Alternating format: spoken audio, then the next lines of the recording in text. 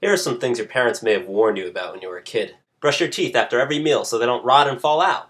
Don't smoke or you might get cancer. Eat your fruits and vegetables so you'll grow up big and strong. Don't do drugs or you might OD or go to jail.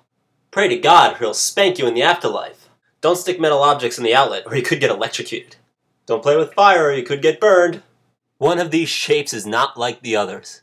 Can you guess which one? I'll give you a minute.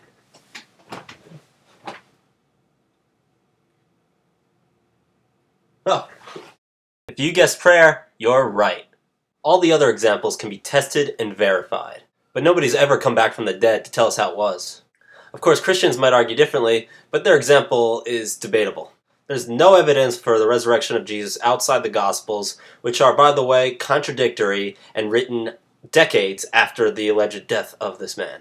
And besides, even if it were true, it can't be tested and verified. So why do parents continue to portray this advice as valid, and why do children continue to believe them? First, you have to understand that evolution has hardwired children's brains to obey their parents. Children who are hardwired differently would likely not heed their parents' advice about avoiding, say, lions, be eaten, and not survive to pass on their genes.